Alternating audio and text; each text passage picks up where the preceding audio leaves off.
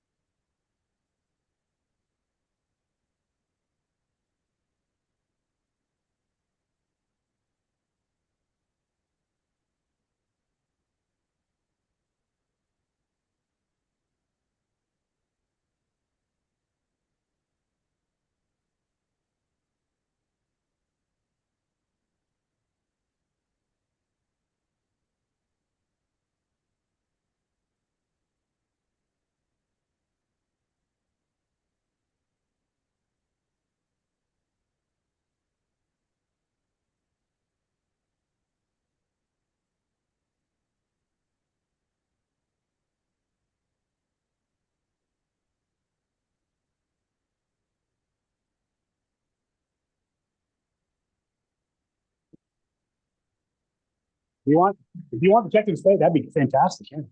Oh, great. Thanks.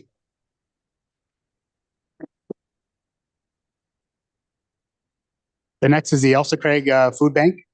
Mark.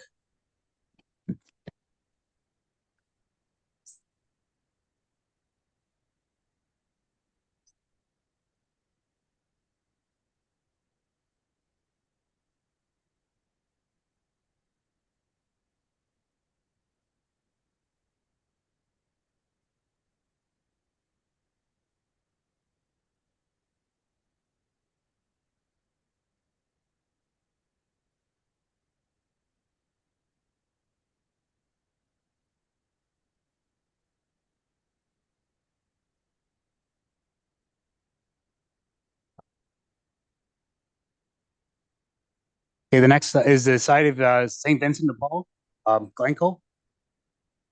Katrina or Christina?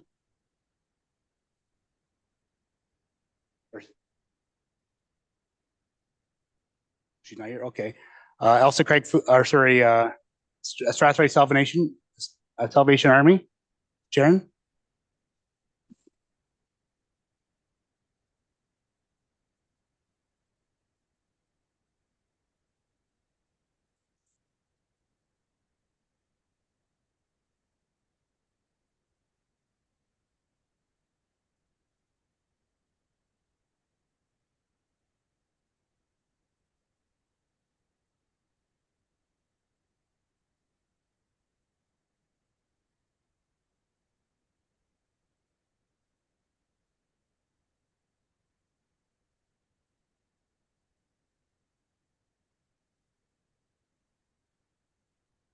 The Toys for Tots.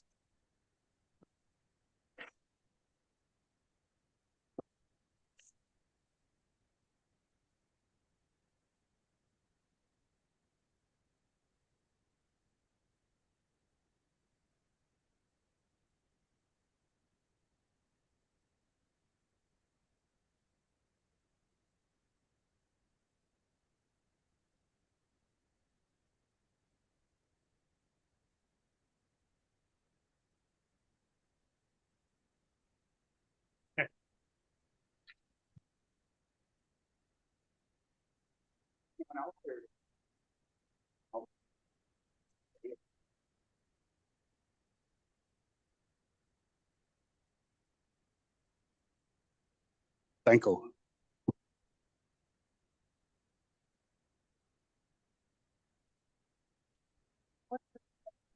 Yeah, I did. Yeah.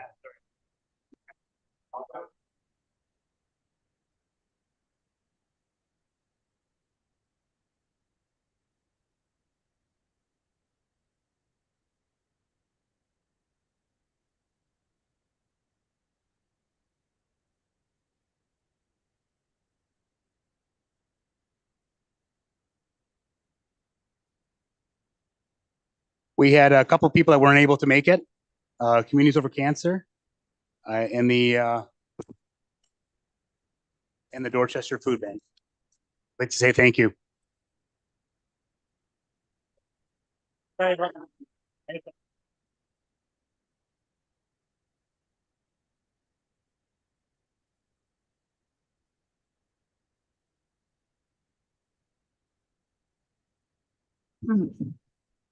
Moving on to business then, provisions for disclosure of pecuniary interest. I'm looking for any declarations. Seeing none, I need a mover and a seconder for the approval of the agenda. The motion is that the agenda be approved and presented for this date. Councillor Smybert and Councillor Grantham, all in favor? And that is carried. Thank you. Moving on to the adoption of the minutes, we have to approve the minutes of the November 21, 2023 meeting of County Council, as well as the minutes of the November 28th, 2023 inaugural meeting of Council. A mover, please, Councillor Mayhew and Councillor Brennan, all in favor? And that is carried as well. Okay, new business, action items. The first item is the Middlesex Center Plan Amendment number 62, HGLW Holdings, file number 39 MC, OPA 62, updated report.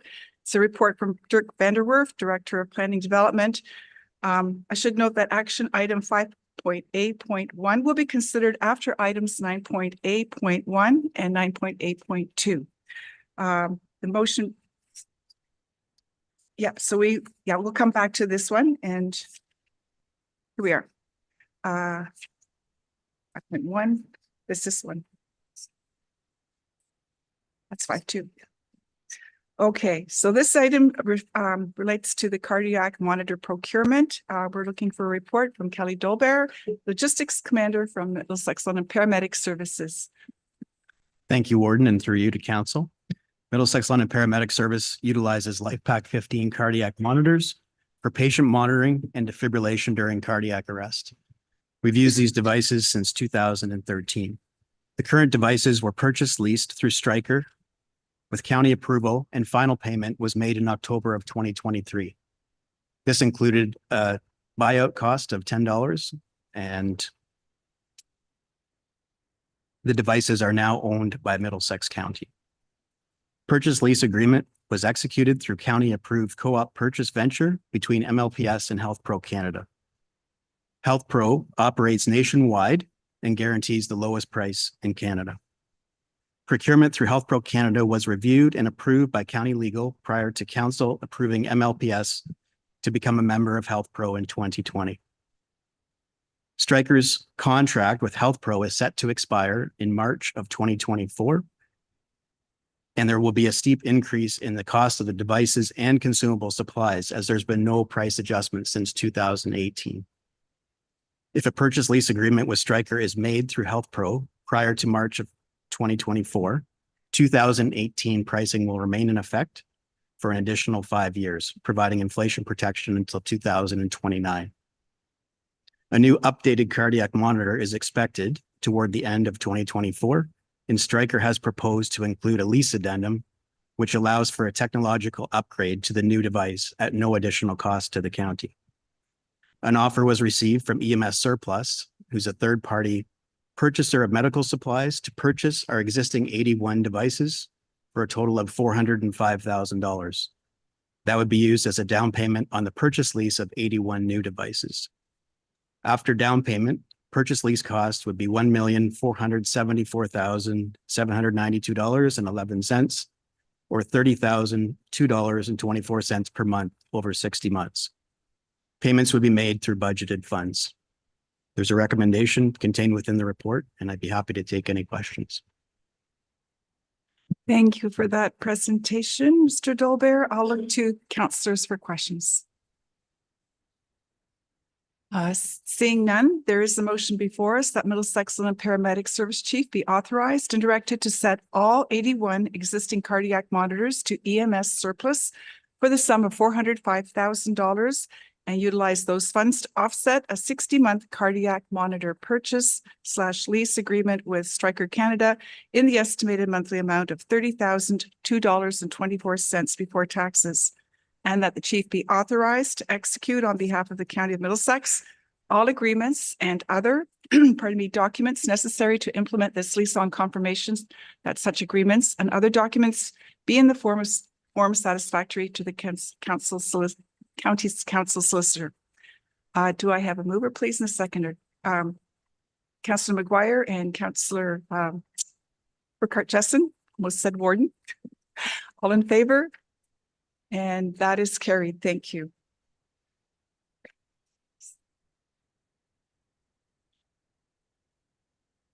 Now moving to 5.1.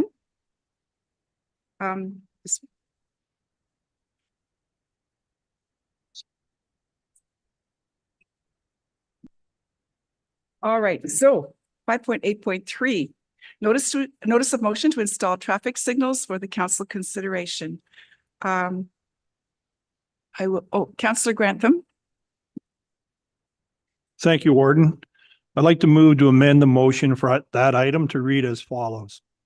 That installation of traffic signals at the intersection of County Road 14, Glendon Road, and County Road 9, Melbourne Road, be added to the resolution for item 9C1, and that county engineer be directed to make capital improvements at the intersection of County Road 2, Longwoods Road, and County Road 9, Melbourne Road. And I'll second that amendment.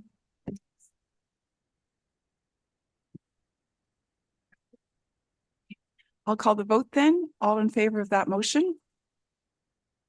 Opposed? And that is carried. Thank you, Councillor. Okay, so one procedural. Based on the amendment, we have to take a vote on that then now. So I'll call another vote then. I need a mover, please. Councillor Mayhew and Councillor Robb, all in favor? And that is carried. Thank you.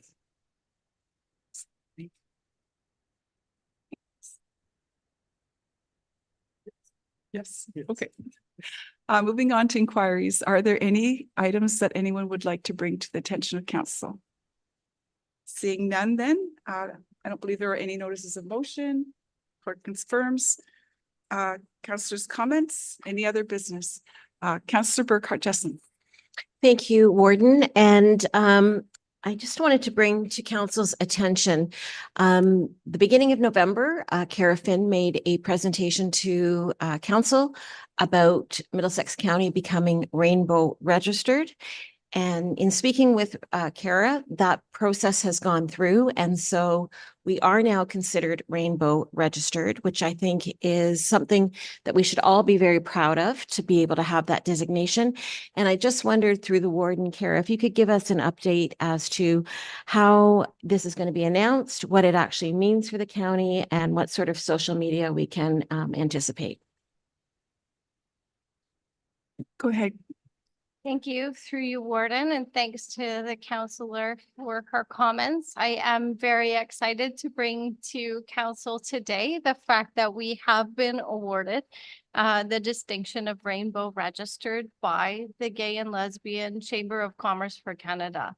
This is an incredible move forward for the County of Middlesex, and I want to thank council for overseeing this charge, but also want to thank the departments engaged in the process of having us designated.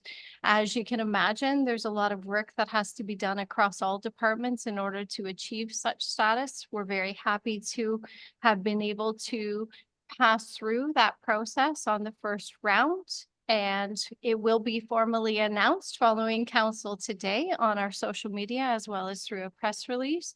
And we will be able to include the rainbow registered designation on all of our websites and promotional material. As you can imagine, however, this is a learning process. This is never complete. Diversity and inclusion are a work in progress for all of us. And so we're going to continue down this road. There will be recommendations brought forward. I'll be working very closely with Jessica in HR, as well as across other departments, to see what we can continue to do to foster an environment of inclusion and diversity throughout the county and throughout all departments. So we'll be working on that. And we will bring forward some recommendations as things develop. We will also, as part of this process, have access to a great variety of training and best practices. And so those will be shared as well. So thank you to council for your leadership. Thank you to staff for engaging in this process. We look forward to continuing to be able to achieve this as we go forward. Thank you for raising that topic, Councillor, and I'll look forward to hearing on our progress, and I guess we'll be involved with some of the training as well. So, okay, thank you for that, Cara. Is there anyone else? Seeing nothing then, we have a motion before us that we go, that the Committee of the Whole convene at 1:18 p.m. If I could, Councillor Smibert's moving, and Councillor McMillan is seconding. All in favor? And that is carried. Thank you. Okay, so now we're going to move to delegations. We have two items here, two delegations, that is. These relate to the land use planning merits against approval of official plan amendment number 62 to the Middlesex Centre official plan.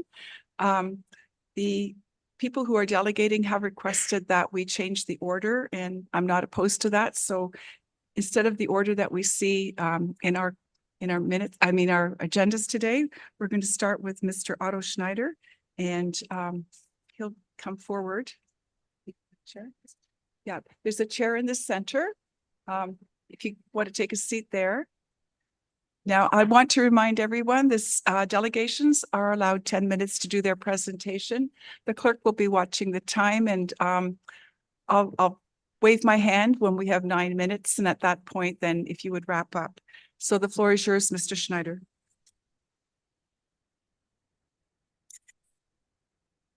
I'm okay. Okay. Dear Madam Warden and councillors, we respectfully ask council to deny this application and keep the property in the current existing state as a passive recreation property and not allow to change into an active, huge, private commercial hub, which is inconsistent with the official plans. I believe the staff reports are not objective. And I believe this is the time to make something which was done wrong in the past, to make it right now. Our family moved to our 50 acres horse farm on Brigham Road in 2006. We were searching for quite a while, and we were so happy to find our new home, surrounded by farmland and other properties which shared the same interests. We thoroughly checked the zoning because it was important to us being protected from non-agriculture development. Needless to say that we were shocked, to say the least, when we were made aware of this application for such an excessive commercial use, including large buildings, about 10 days before the municipal council meeting was held.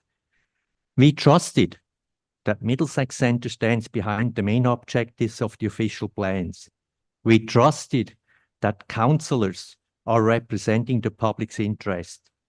We trusted that they do not make exemptions. Were we wrong?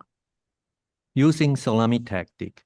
Salami tactic is the practice of using a series of small actions to produce a much larger action that would be difficult or unlawful to perform all at once. First, we have a small recreational activity that, if is not in place, would not be allowed anymore according to present official plans, PPS and guidelines. Due to the small recreational activities that existed 10 years and back, it will be now blowing up with a large-scale, high-intensity recreational activity. Now, the intention is to add commercial uses. That is not allowed according to official plans. A few years later, since this is already approved, the same tactic can be used to enlarge those commercial uses. Are we allowing this kind of salami tactic approaches in our municipality and county going forward? Are we allowing, ignoring, not complying with official plans, PPS and guidelines, and making exemptions to the benefit of one private entity?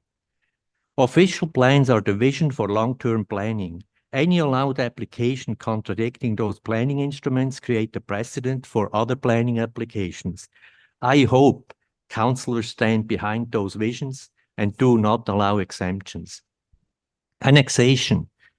During annexation proceedings, the parties involved talked about creating a 3-kilometer buffer zone around the new border of the city, avoiding development in this area. It was later proposed that this should be dealt with in the official plans. The only phrase I found in the county official plan dealing with this intention to protect the immediate area around the city border was the following paragraph, quote, "The county shall not support official plan amendments to permit new non-agricultural uses, for example, residential, commercial, or industrial, in proximity to the City of London municipal boundary," unquote. The applicant's property is only 200 meters away from the city border. The question I have to councillors, why this paragraph was removed in the newest official plan that came into law on July 7th?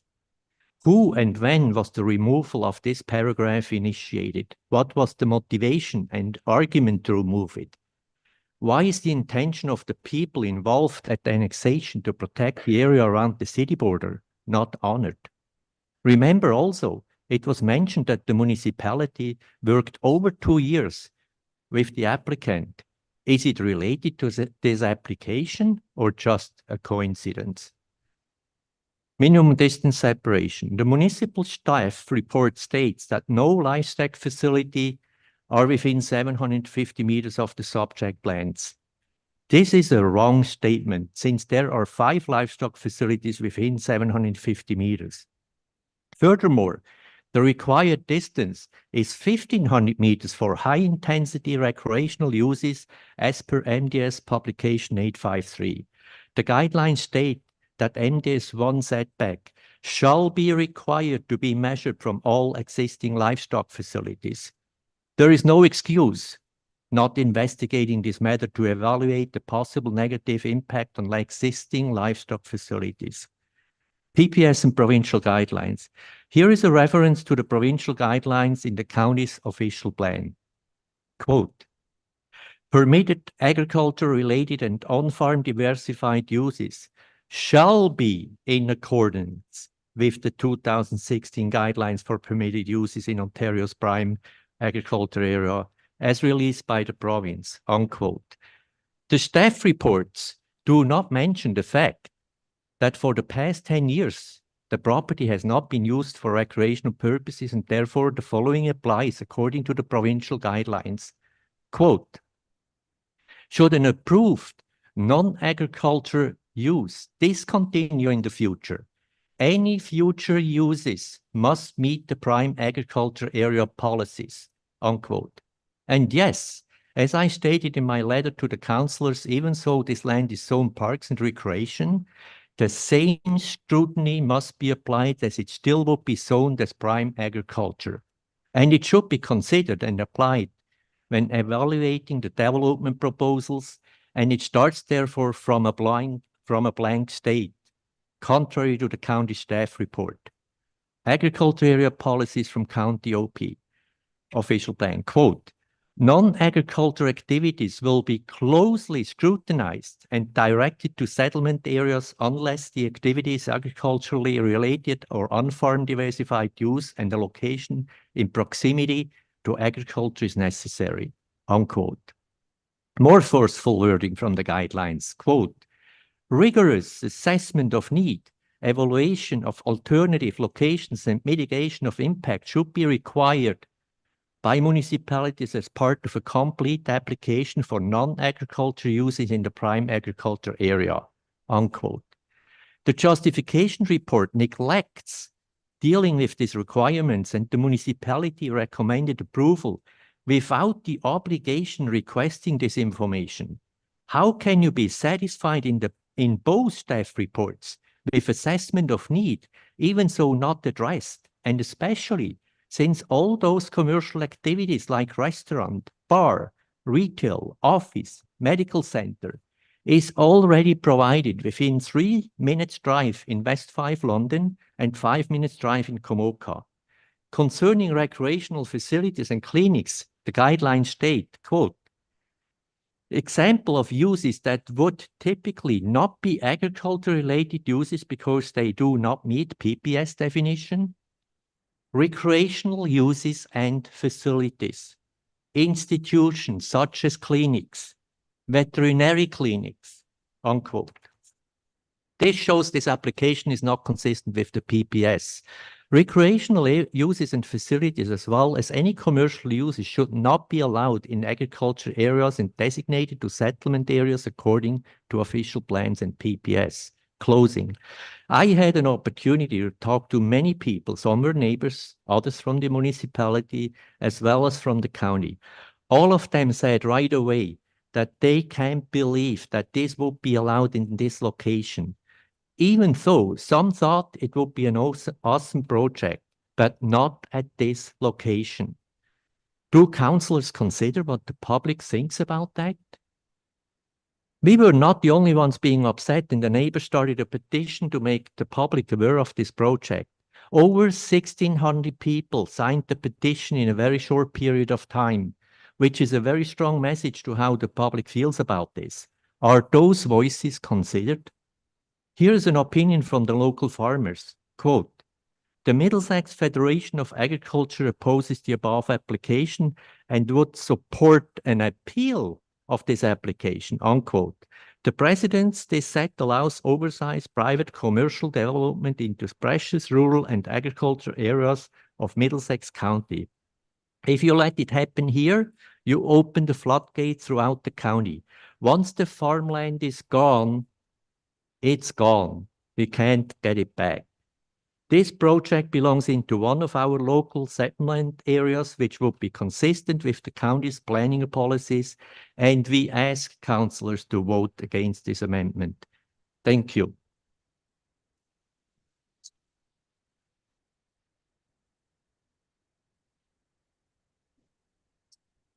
So we have a motion before us, council, that the delegation from Mr. Otto Schneider regarding OPA 62 Middlesex Central Official Plan be received for information. Councillor McMillan and Councillor Clark, all in favor? And that is carried. Thank you. Now we have a second delegation, and that is a delegation from Mr. William Paul. He's MCIP RPP from Paul Associates. Again, I repeat, our delegations are 10 minutes and the floor is yours when you're ready. Thank you very much, Warden and members of council. I appreciate you giving me the time tonight or this afternoon to present. Beginning at page 183 of your agenda is my presentation for today. I've been retained by the neighbors to provide planning information, in my opinion, with respect to Amendment 62. The requested action this afternoon is to refuse the application. In my opinion, it doesn't conform to the Middlesex Center official plan, the county official plan. It's not consistent with the provincial policy statement 2020, and it does not align with the strategic county goals that you've prepared. With respect to the scale of the project, this is from the submission by the applicant.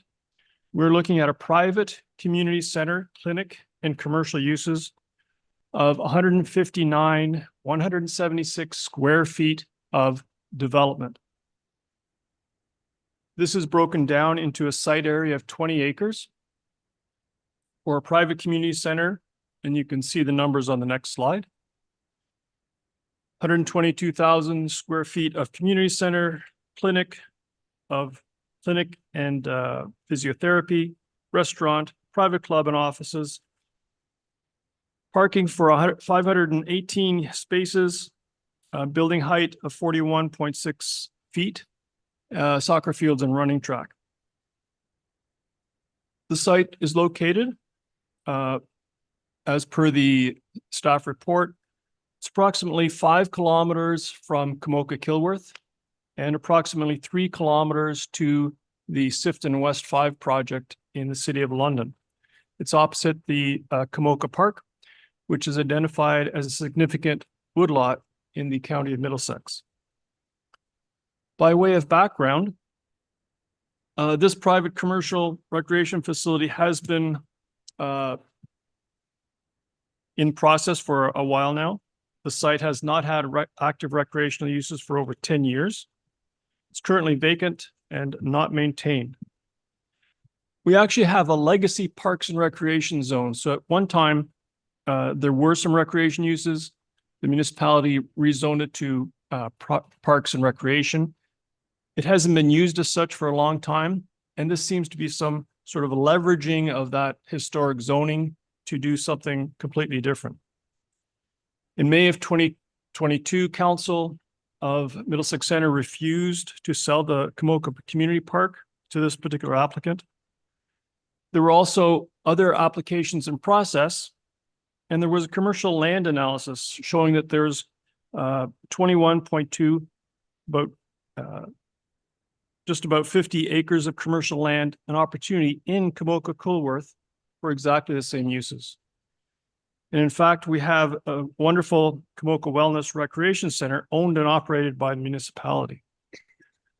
That facility was opened in 2011, has an area of 108,000 square feet, 2 NHL-sized rinks, fitness center, indoor walking. In fact, the proposal that's being before you today is almost 50% bigger than the community center Middlesex Center already has. In terms of location, you can see the wellness center located central to Kilworth Kamoka, providing accessible, convenient access to the community.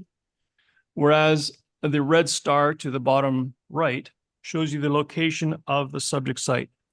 And I'll just reconfirm, it's about 3 kilometers to Sifton West 5 and about 5 kilometers to Kilworth Kamoka. My sense is that it's going to serve more of the City of London than it will the community of Middlesex Center. In the Middlesex Center official plan, there are policies around parks and recreation. They are intended to be located in a settlement area, not to conflict with agriculture uses, discouraged on high capability agricultural lands, which these are. There's No minimum distance separation formula has been considered for this site. And I think it's contrary to the idea that recreation facilities should be publicly owned and operated. And finally, there's a question around municipal servicing. There's no municipal water, there's no municipal sewer, and there will be a costly expense to provide those services to the site. In the next slide, I've identified the location of the existing livestock facilities. So while we know that it's zoned parks and recreation, so there are some potential for those uses, we're adding a lot more sensitive uses. This is a different scale of operation. And that's why we do have to consider minimum distance separation. We're adding specific uses that are sensitive and that will conflict with the 4 barns that I've identified. One of the neighbors has identified another barn. That's my error. But they're all within, at the most, 600 meters of the subject site, which is going to be an intensive land use. On the next slide, we see that the site is located within the agricultural designation for Middlesex Center. And the next slide sets out those policies. I think Middlesex Center's captured it in their vision, a thriving, progressive, welcoming community that honors our rural roots and embraces our natural spaces. This application doesn't fit that vision. Specifically, the preservation of agricultural land, protect agricultural areas, prohibit non-agricultural uses outside of urban areas, and non-agricultural related uses are prohibited within agricultural areas. Next. There has been a recent official plan amendment number 59 that says some non-residential uses are permitted, but they're intended to be limited, small scale, and not necessarily related to agriculture. That's fine. But at 160,000 square feet and 20 acres of land, I can't understand that this is limited. And we have no identified need for an additional recreation facility, clinic, and commercial uses as suggested. Next slide. There's also the question of impact on the Komoka Park, Komoka Provincial Park. It's within 50 meters of a significant woodland. Middlesex Center official plan policies require a development assessment report, which has not been presented to date. On the next slide, one more, please. There are specific policies to consider official plan amendments. And I think the most significant one here is A, that there's a demonstrated need for the use. And in my opinion, there hasn't been a demonstrated need for this private community center, sports fields, medical center, and commercial uses at this location. There's a significant demand on municipal services contrary to this policy, and the existing municipal services, which are public roads, are not adequate for the kind of water and sewage needs for the site. Next slide. So at the same time this application, or before this application was being considered, Middlesex Center actually took lands out of commercial, out of a potential site for some of the intended uses. This was at Dowse Drive in Hillworth. At that time, there was an evaluation done, commercial needs study, as you might have expected for this project. And there's 52 acres of vacant commercial land. There are 17.5 hectares, 43 acres of land that are currently in commercial in Komoka Kilworth. And the next slide shows exactly where they are. So this information was available to council. There are other available sites, both. 1 minute. Thank you. Both for the recreation and the commercial uses. Could I go a few slides further, please, to next? That one's fine. Yeah, thank you. So with respect to the Middlesex County official plan update, there's a significant demand on water services. There's no specific need. And the Ministry of Agriculture and Food In my opinion, this is not an agriculture related use. Next. The project is a significant non-residential use, which are not permitted in accordance with the provincial policy statement. And there's been no significant justification for the project. Next. Next. And to council and the warden, our request is to refuse the amendment application for a private community center. There's been no community support for this project. There's no need for a private community center. And in my opinion, it doesn't comply with the intent of the county official plan, the local official plan. It's not consistent with the provincial policy statement and really doesn't align with the county's strategic goals. Thank you very much for your time, and I'm available for questions.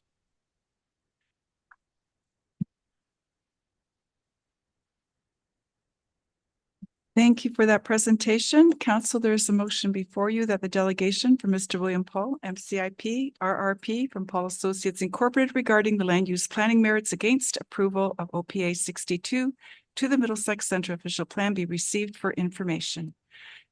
Councillor Burkhart Jessen and Councillor Mayhew, all in favor? And opposed? Thank you. And that is carried. We have to move into the committee of the whole now. Pardon me? Oh, we'll rise from that. The motion is that the committee of the whole rise at 1:42 p.m. to consider action item 5A1. A mover, please, Councillor Clark and Councillor Grantham, all in favor? And that is carried. Okay, so now we move to this. Okay, so the next item up is Middlesex Centre Official Plan Amendment, number 62, HGLW Holdings, file number 39, Middlesex Centre OPA 62, updated report. And we'll have a report from our planner, Director of Planning and Development, Dirk Vanderwerf.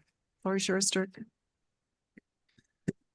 Thank you. Through the warden. So you've had this report initially in September. There's one change in it, and I'll highlight that in terms of our engagement with Chippewas of the Thames. So because you've had it and you've had an opportunity to read it, I'll just sort of go over the highlights if I can.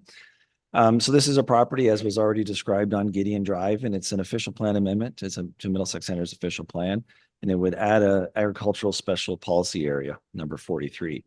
The material submitted in support of the application indicates that the owner proposes to develop recreational uses, including a community center, accessory uses such as offices and a restaurant within the community center, and a medical clinic.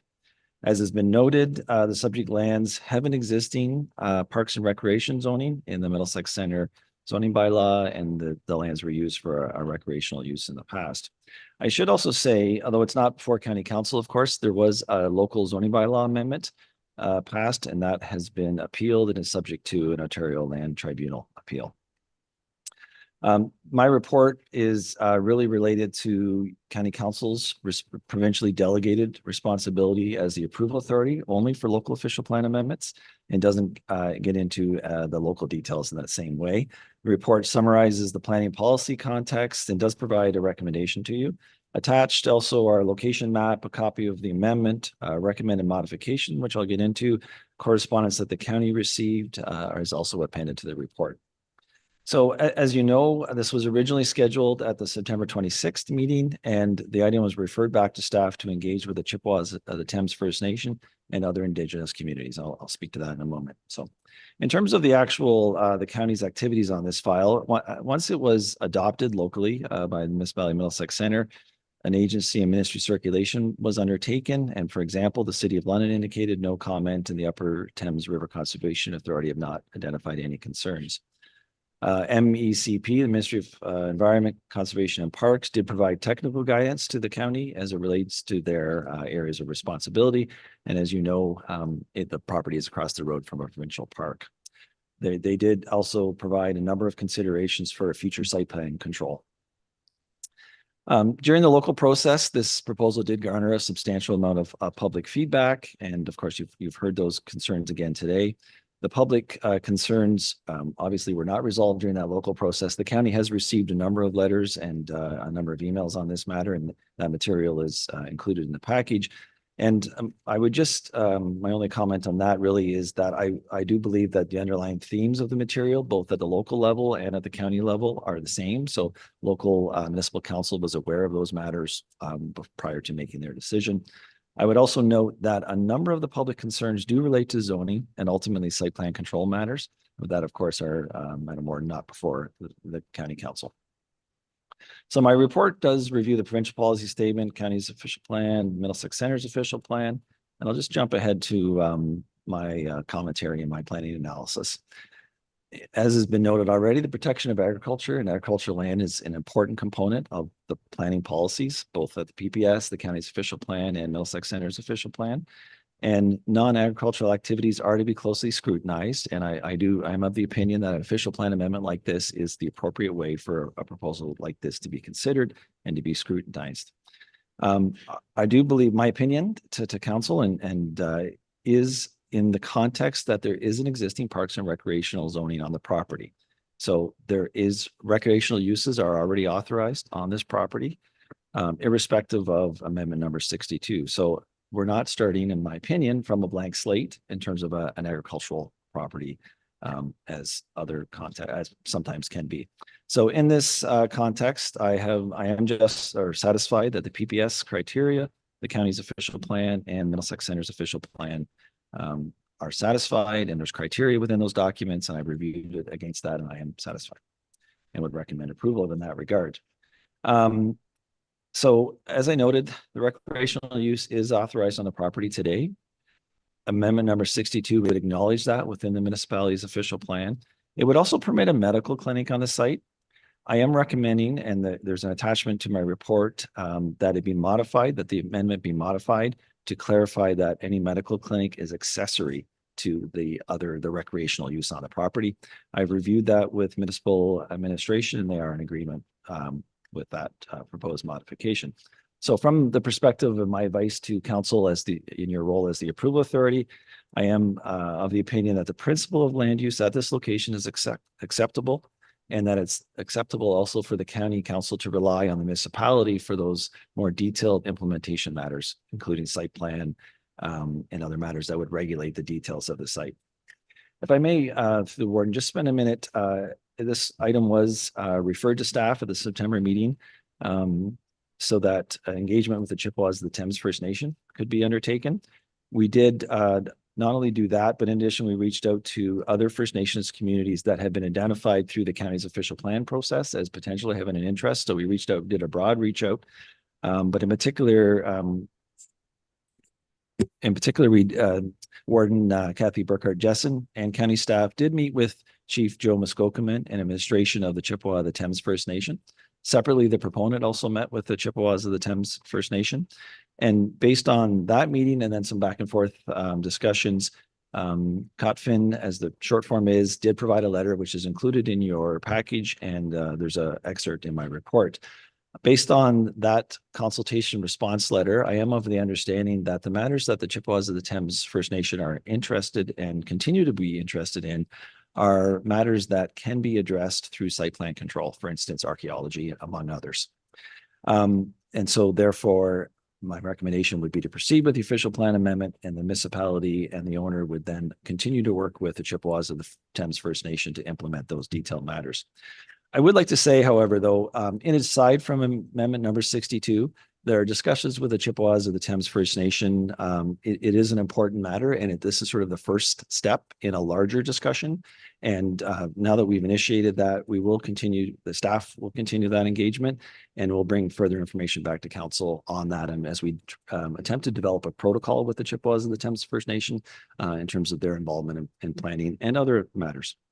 So in conclusion, I have reviewed amendment number 62 against the provincial policy statement, the county's official plan, and Middlesex Center's official plan. I am satisfied that, subject to the recommendation that I mentioned, it does have regard to matters of provincial interest, is consistent with the PPS, and conforms with the official plans, and therefore I am recommending approval. Thank you for that report. I'll look to members of council. Are there questions, comments, clarifications? Seeing none, there is a motion before it. There is oh, sorry. Go ahead, Councillor Burkhart-Jessen. Thank you through the warden. And this question is for Dirk. Just clarification on why you would want to change the wording to refer to the medical clinic as an accessory. That's my first question. And then the second question may be more on processing. Understanding that zoning is done at the local level, but that there is an appeal on a zoning application on the property. Is it premature to be doing this, or I guess I'm just looking for clarification on the process, if you can understand what I'm asking. Through the warden, maybe I'll go backwards. In terms of process, the appeal of the zoning bylaw does not preclude council from proceeding with the official plan amendment. And frankly, I think it's the right thing to do. The OLT will be looking, if there was an appeal of the official plan amendment, they would consolidate those matters into one hearing. So without the official plan amendment proceeding, the zoning bylaw itself could not proceed. In terms of my recommendation on the accessory, it really was looking at the amendment and the policy structure that a recreational use is permitted, and the requiring that the clinic be accessory to it would ensure that there is indeed a recreational use on the property, and that a person, in the future only doesn't just operate or just establish a medical clinic without that larger predominant land use, which would be the recreational use. Just, Go ahead. Thank you. So if I follow that correctly, does that then set out, I guess, does it set out to the applicant how he's to build, or not? Does he has to do recreation first and then the medical clinic, or he just has to ensure, or I guess, I don't know what I'm asking, but if the medical clinic has to be essential, I guess what I'm getting is minimal, and the recreation has to be the predominant use on the property. Through the warden, that would be the intent of the official plan. Ultimately, official plan amendment, I should say. Ultimately, this is where we get into that area where it will be zoning and the local site plan that will delineate and define the exact extents of what occurs on the property. So the official plan would set that higher level recreational use with accessory, clinic, etc. And then the municipality of Middlesex Center, through their zoning, in this case, the OLT, would establish the detailed parameters. All good. Anyone else? I don't see any hands. There is a motion before us that amendment number 62 to the Middlesex Center official plan be approved with modifications, and that staff be directed to circulate a notice of decision as required by the Planning Act, and that the notice of decision indicate that all written submissions were considered, to the effect of which helped to make an informed recommendation and decision. Moved by Deputy Councillor Brennan and Councillor Grantham, all in favor? And opposed? Okay, that is carried. Thank you for that report, Dirk. And we can move now to reports from county officers. Oh yes, we have to move back now. Sorry, I missed that. We have to move into the committee of the whole. So the motion before us now is that the committee of whole reconvene at 1:54 p.m. A mover, please, Councillor Burkhart-Jessen, seconded by Councillor Smybert. All in favor? And that is carried. Thank you. Okay, the first reports, action items, the new traffic signals on Middlesex County roads. We're going to look to Chris Trainey, the county engineer and the deputy CAO, to present his report, please. Maybe just wait a second or two. Thank you.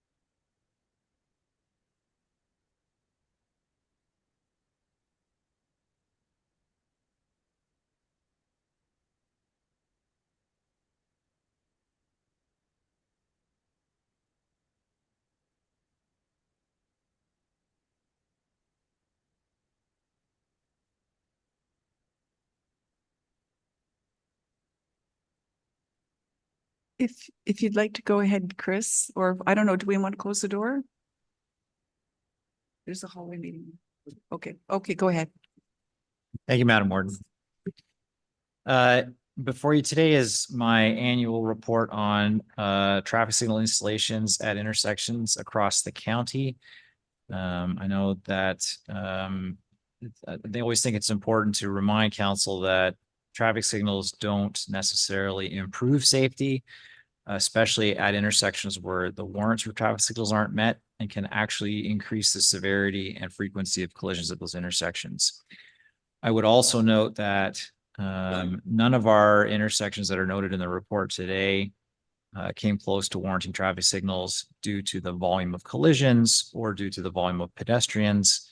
And all of these traffic signals are warranted solely on the volume of traffic and delays to turning traffic. There are a number of traffic intersections reviewed in our report. I'll highlight a few of them.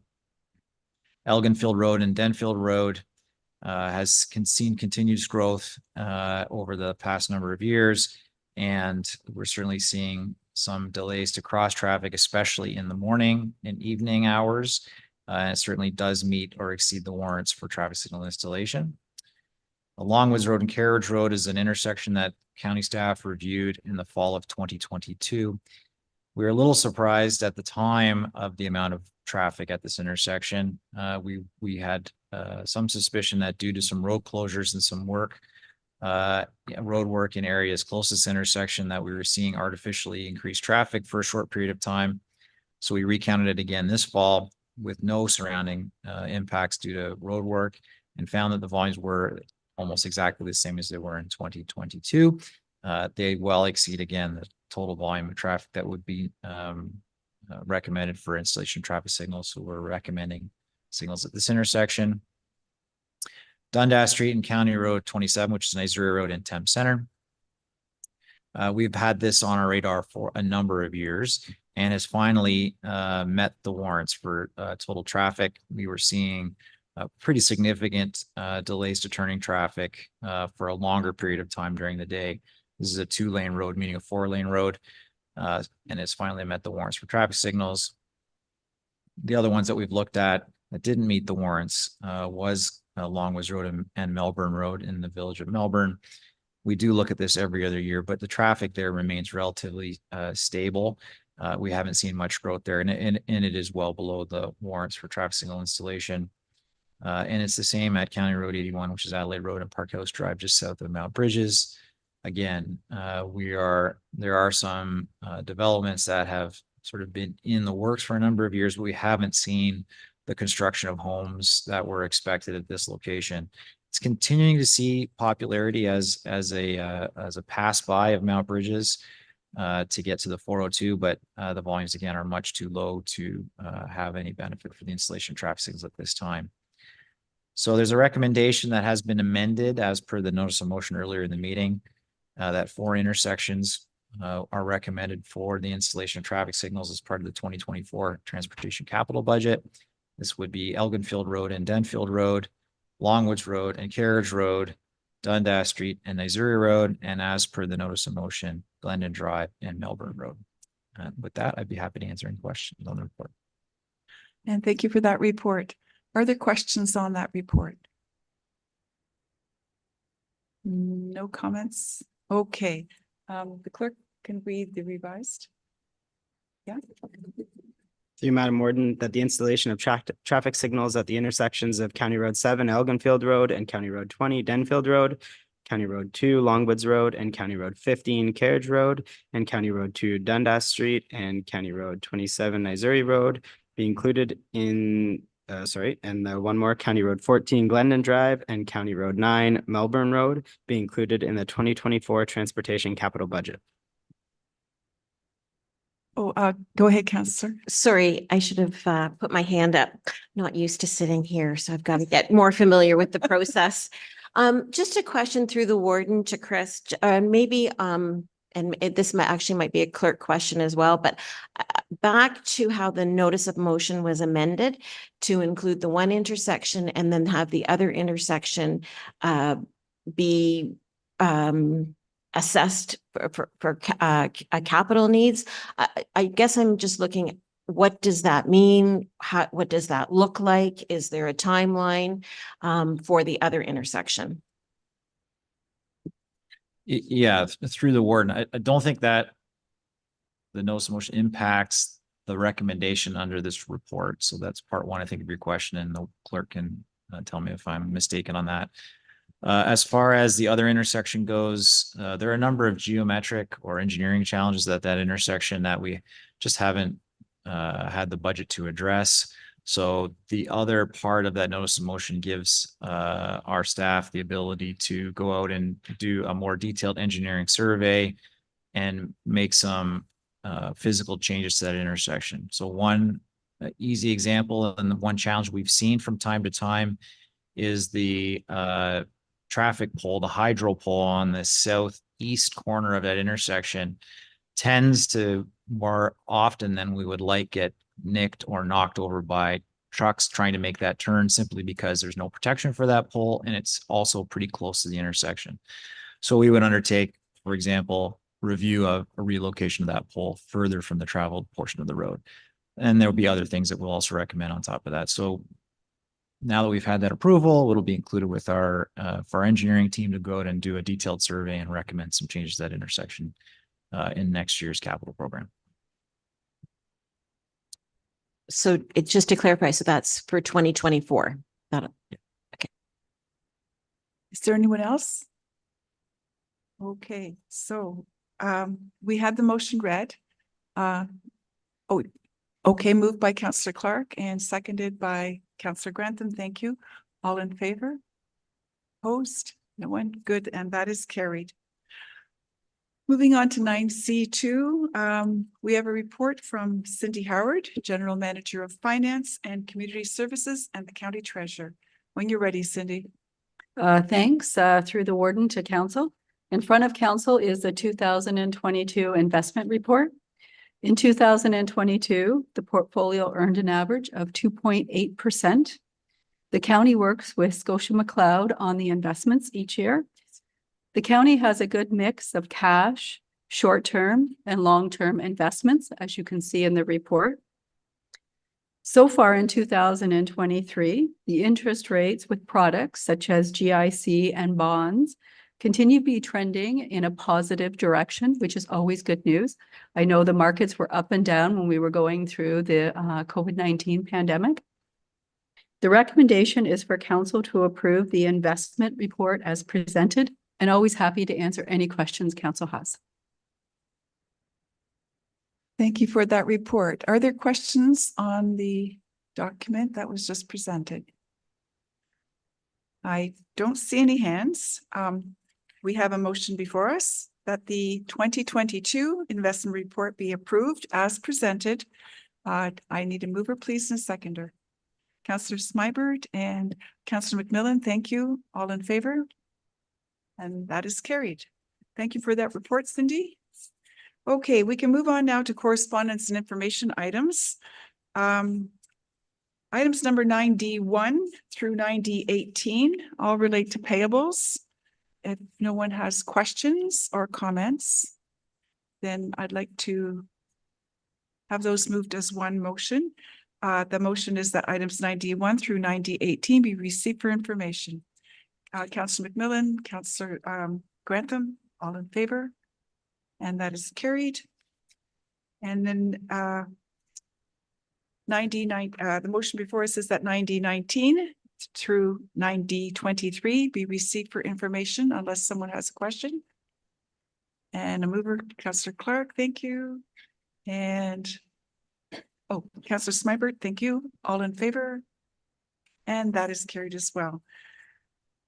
We're now going to go into closed session. The motion before us is that the committee of the whole convene in closed session at 2:05 p.m. in order to consider personal matters about an identifiable individual and labor relations or employee negotiations in accordance with subsections 239(2)(b) and C. Councillor Mayhew, Councillor Smybert, all in favor? And that is carried. Thank you.